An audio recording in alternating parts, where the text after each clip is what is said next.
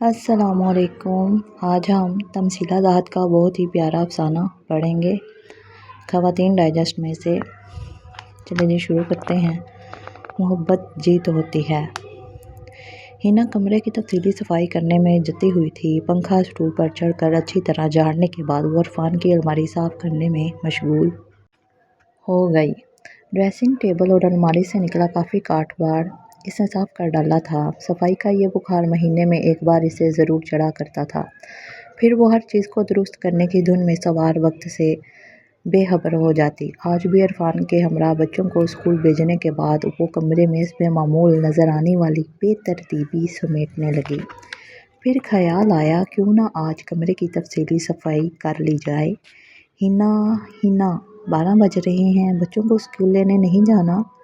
نیچے سنک میں برتن بھی سنک میں رکھے ہیں۔ محترمہ آج آپ کی ڈیوٹی ہے، بھول گئیں کیا؟ اس کی جیٹھانی نے کمرے کے دروازے پر دستک دی۔ ہائے اللہ، میں واقعی بھول گئی، وقت گزرنے کا احساس ہی نہیں ہوا۔ اوپر سے میرے کمرے کی گھڑی کے سیل بھی کل سے خراب ہیں۔ عرفان کو کہہ رکھا ہے لانے کے لیے۔ اف خدایا، بہت دیر ہو گئی ہے۔ بچوں کی چھٹی 1 بجے ہوتی ہے، ابھی وقت ہے۔ میں فٹافٹ کچن سمیٹ کر آتی ہوں۔ ہینا اپنی اکڑی کمر پر ہاتھ رکھ کر تیز تیز بولتی اپنے کمرے سے نکلی تو عالیہ بھابی نے پیچھے سے آواز دی۔ کیا ہوا؟ کیا ہوا کے گھوڑے پر سوار بھاگی چلی جا رہی ہو؟ یہاں آؤ، بیٹھو آرام سے۔ میں نیچے اپنا کام سمیٹ کر تمہاری ڈیوٹی کے برتن بھی دھو آئی ہوں۔ معلوم تھا مجھے صبح سے اپنا کمرہ صاف کرنے میں لگی ہوئی ہو۔ وہ محبت سے بولی۔ ہینا اپنی پھولی سانسوں پر قابو پاتے تشکر بھرے لہجے میں بولی، شکریہ بھابی۔ کل رات صوبیہ میکے سے آ گئی ہے، جیٹھانی نے اطلاع دی۔ اچھا، تو مجھے کیوں بتا رہی ہے؟ اس نے لاپرواہی سے کندھے اچکائے۔ تم یہ کرو کہ اپنا غصہ تھوک دو۔ یہ نہیں ہو سکتا عالیہ بھابی، وہ ٹر لہجے میں بولی۔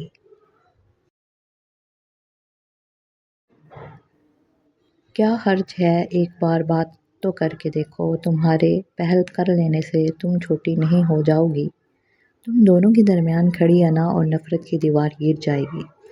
ایک گھر میں رہ کر اس طرح کب تک رہو گی؟ تم نے دیکھا نہیں، تمہارے اور صوبیہ کے تعلقات جب سے خراب ہوئے ہیں، گھر کے ماحول میں تناؤ سا آ گیا ہے۔ کل مجھ سے ساسو ماں بھی گھر کے بگڑتے ماحول پر افسوس کر رہی تھیں، وہ بھی کافی پریشان ہیں۔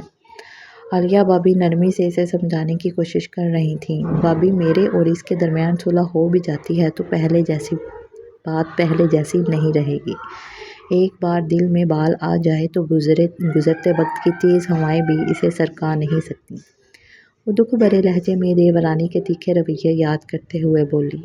بات کچھ یوں تھی کہ ہینا کا اپنی دیورانی صوبیہ سے چھوٹی سی بات پر اختلاف ہو گیا۔ عالیہ بھابی گھر کی بڑی بہو تھیں، ان کی شادی کو 15 برس ہو چکے تھے۔ ہینا اور صوبیہ کی شادی 1 سال کے فرق سے ہوئی۔ صوبیہ کی شادی کو چند ماہ ہی گزرے تھے، ہینا کو بھی زیادہ وقت سسرال میں نہیں گزرا تھا۔ ہینا اور صوبیہ آپس میں بے تکلف تھیں، لیکن ہینا اس کی ہر بات پر نکتہ چینی کرنے والی عادت سے سخت بیزار رہتی۔ صوبیہ اکثر ہی کسی نہ کسی بات پر ہینا کو ٹوک دیا کرتی۔ اپنی بات کو درست ثابت کرنے کی خاطر صوبیہ لمبی لمبی بحث کرنے پر باز نہ آتی۔ وہ یہ مباحثہ اتنی کامیابی سے کرتی کہ سامنے والا زج ہو کر خاموش ہو جاتا۔ اس دن ساس کے لیے سوپ بناتی ہینا کا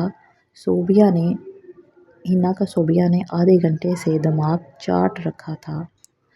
وہ سوپ میں ڈالے گئے اجزاء پر اپنی تنقیدی رائے کا اظہار کر رہی تھی۔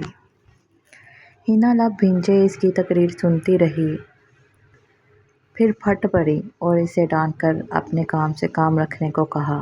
جواب میں صوبیہ بھی 2-4 باتیں سنا کر پیر پٹکتی ہوئی کمرے میں بند ہو گئی۔ اپنے میاں جی کی لاڈلی صوبیہ نے سارا دن کمرے سے قدم باہر نہ نکالا۔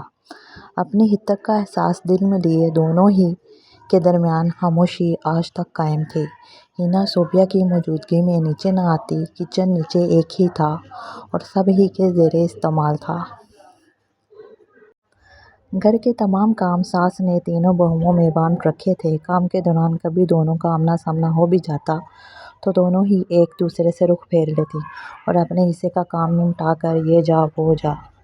دونوں میں سے کوئی بھی جھکنے کو تیار نہ تھا۔ عالیہ بھابھی گھر کی بڑی بہو ہونے کی حیثیت سے گھر کو محبت سے سمیٹ کر رکھنے کی خاطر دونوں کے درمیان صلح صفائی کرنے کی کوششوں میں لگی رہتی، لیکن کوئی بھی ٹس سے مس نہ ہوا۔ عالیہ بھابھی کل جمعہ ہے، آپ اپنے میکے جائیں گی ہے نا؟ ہنا بولی۔ نہیں، کل مشکل ہے، پرسوں ہفتہ کو جاؤں گی۔ کیوں؟ آپ کہہ رہی تھی نا بہت دن ہو گئے، جمعہ کو جائیں گے اور ہفتہ کو آئیں گی۔ اس سے جیسے کچھ یاد آیا تو فوراً بولی، کل میری بھابھی گھر پر ہوں گی، ان کی موجودگی میں جانا مناسب نہیں۔ وہ جب پرسوں اپنے میکے جائیں گی پھر میں جاؤں گی، وہ نظریں چراتے ہوئے بولی۔